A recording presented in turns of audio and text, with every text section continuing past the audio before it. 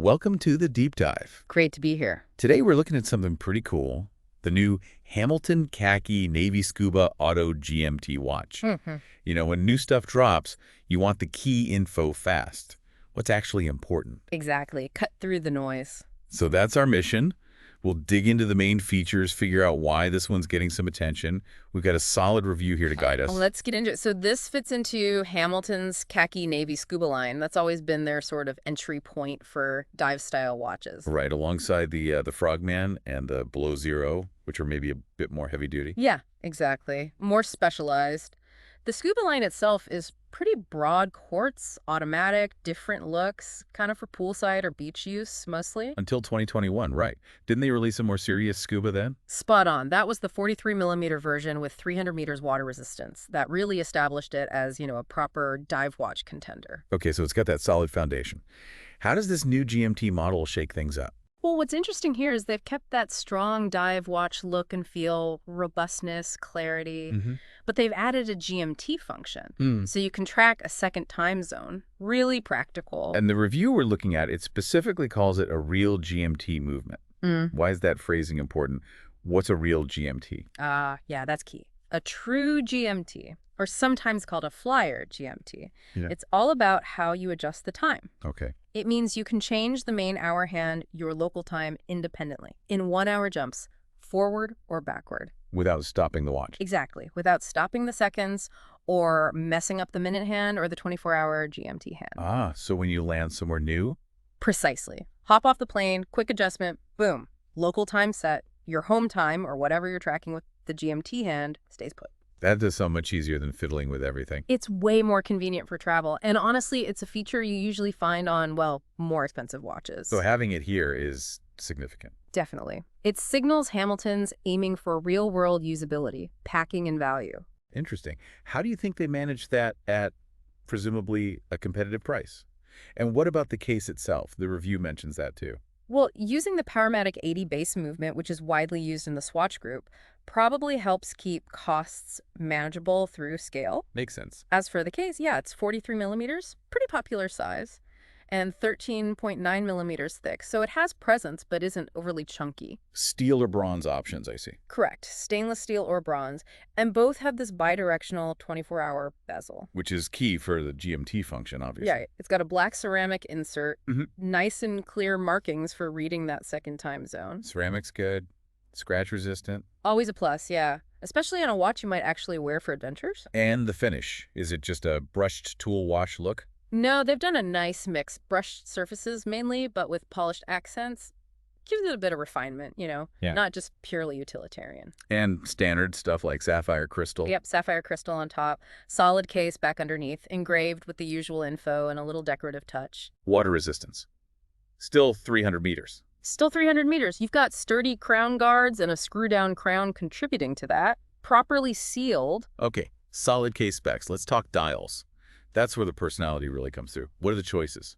So the steel model gets this textured white dial. Looks really crisp, good contrast. Yeah, I like white dials. And the bronze one, that has a bold black dial. Works really well with the warm bronze tone. And the markers, are they printed or applied? They're applied. Gives them that three-dimensional look. You've got dots mostly with trapezoids at 3, 6, 9, and 12. Filled with lume, I see. Oh, yeah. Light green superluminova. Should glow nicely. And they're outlined gray outlines on the steel version, gold outlines on the bronze. Nice touch matching the case. What about the hands? Anything special there? The main hour and minute hands match the marker outlines, so gray or gold. Keeps it cohesive. With the GMT hand? That's bright red. Stands right out, makes it easy to spot your second time zone at a glance. Makes sense. Even the second's hand has a little flash of red, just the outline near the tip. Nice little detail. So a familiar khaki scuba layout, but refined for the GMT. Pretty much. And one interesting thing they did compared to the non-GMT Scubas, they removed that inner 24-hour scale from the dial itself. Oh, yeah. Why is that?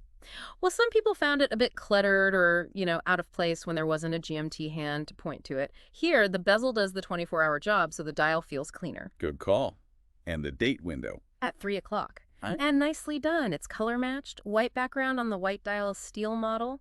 Black background on the black dial bronze. Attention to detail. Okay, let's get under the hood. The movement. We know it's a true GMT, but what else?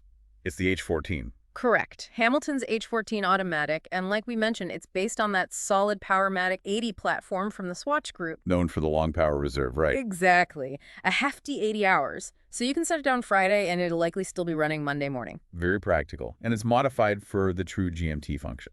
That's the key modification, yeah. It beats at 3 hertz, or 21,600 vibrations per hour. Gives you a smooth second sweep. And any other tech in there. Yeah. Like magnetic resistance. Yes, that's important too. It uses a Nivacron balance spring. Ah, Nevacron. I've heard of that. Yeah, it's a material highly resistant to magnetic fields. So everyday stuff like your phone, tablet, laptop speakers, they're much less likely to affect the watch's accuracy. Big plus these days. Sounds like a robust modern movement then. The review mentions we've seen this movement in other Swatch Group brands. We have, yeah. This H14, or its equivalent with the true GMT function, powers watches like the Certina DS Action GMT and the Mito Ocean Star GMT. So it's got a track record? Definitely. It's proven tech within the group. It is interesting how they implement it differently, though. How so? Well, with the Mito Ocean Star GMT, for example, they put the 24-hour scale under the crystal on the dial flange, leaves the bezel just for dive timing. Hamilton went the more traditional route for a GMT diver, putting the 24-hour scale on the rotating bezel itself. Both work, just different design choices. Gotcha. Okay, almost there. Straps and price. How do they finish off the package? Right. The stainless steel model comes on a pretty standard, solid 3-link steel bracelet, folding clasp. Looks versatile. And the price for that one? That's listed at 1,445 euros. Okay, and the bronze? The bronze gets a different vibe. It's on a black textile NATO strap, but it has these neat golden stripes woven in, matching the bronze case. Big touch. And the hardware on the NATO, the loops and buckle are black PVD coated. Looks pretty sharp. And the cost for the bronze? A bit more, at 1,595 euros. So premium for the bronze and the specific strap combo. All right, so let's pull it all together. What are the main things you think listeners should take away from this? What makes this Hamilton stand out? I think the big picture here is that you're getting a really strong combination. It's a capable dive watch, genuinely 300 meters, ceramic bezel insert, solid build, but paired with that super useful true GMT complication. And all of this is coming in at a price point that, well, it makes you take notice in the world of mechanical GMTs. It's strong value. Yeah, that really seems to be the aha moment, doesn't it? Yeah. The review points it out too, getting that traveler-friendly true GMT function without breaking the bank. Exactly. That's not common.